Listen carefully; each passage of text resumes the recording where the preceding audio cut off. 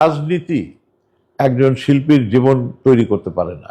শিল্পী রাজনীতি কিংবা রাজনৈতিক দলকে যখন রাষ্ট্র এবং এই দেশ গঠনে শিল্পীর প্রয়োজন তাকে ব্যবহার করতে পারবেন, কিন্তু শিল্পীকে গঠন করার কোনো রাজনৈতিক দলের সুযোগ নাই। যেহেতু এইটা আমি বুঝি আমার ব্যাকগ্রাউন্ড থেকে, আমার চিন্তা চেতনা থেকে, সেই ক্ষেত্রে আমি মনে করি সংসদ হোক কিংবা যে কোনো মন্ত্রণালয় হোক, রাষ্ট্র পরিচালনা হোক, যেটা রাজনীতিবিদের কাজ সেটা রাজনীতিবিদকেই করতে হবে।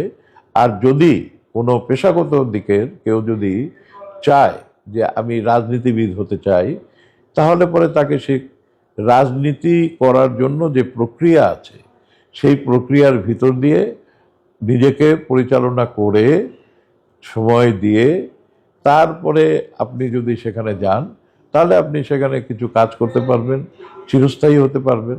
কিন্তু রাজনীতি যেমন আমরা যে চলচ্চিত্র করেছি, আমি দীর্ঘ প্রায় 50-60 বছর এই কাজে নিয়োজিত আছি, আমার কোনো ডেভিয়েশন নাই।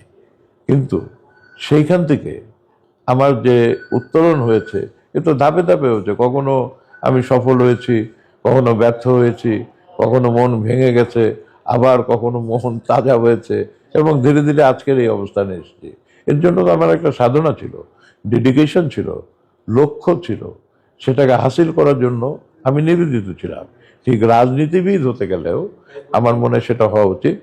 এখানে যে ভ্রান্ত ধারণাটা সেটা হলো যে ঠিক আছে আপনার একটা জনপ্রিয়তা থাকতে পারে, সেই জনপ্রিয়তাটা তো আপনার নিজের পেশাগত জনপ্রিয়তা। রাজনৈতিক জনপ্রিয়তা এক জিনিস, আর পেশাগত আমি নায়ক হিসাবে আমার জনপ্রিয়তা সেটা ভিন্ন জিনিস।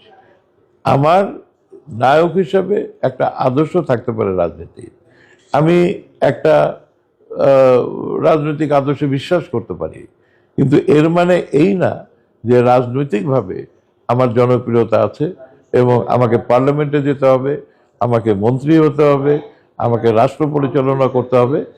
এই চিন্তাটা আমি মনে করি সঠিক না।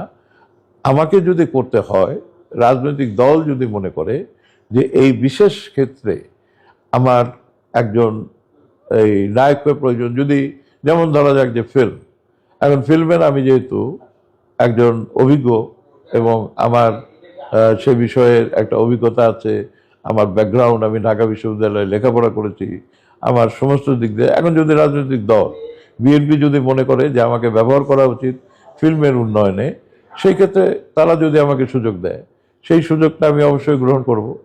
এর মানে এইটা না যে আমাকে এমপি হওয়ার জন্য দৌড়াদৌড়ি ছোটাছুটি করতে হবে।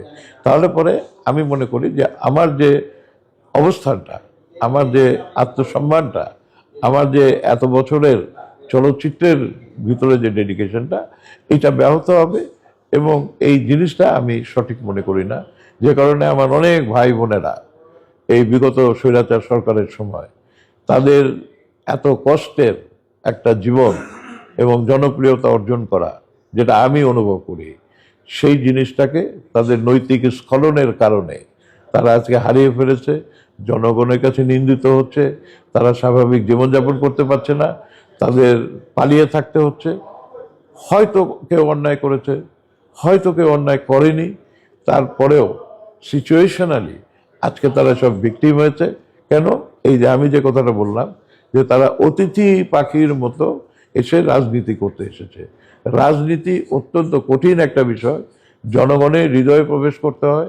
যেমন একটা জনপ্রিয় শিল্পী হতে গেলে দর্শকের কাছে আপনাকে তার হৃদয়ে প্রবেশ করতে হয়, রাজনীতি করতে হলে একই প্রক্রিয়ার ভিতর দিয়ে যেতে হবে, এবং সাধারণ মানুষ থেকে শুরু করে অসাধারণ মানুষের হৃদয়ে যদি আপনি প্রবেশ করতে পারেন, তাহলে আপনি রাজনীতিবিদ হিসাবে সফল হবেন।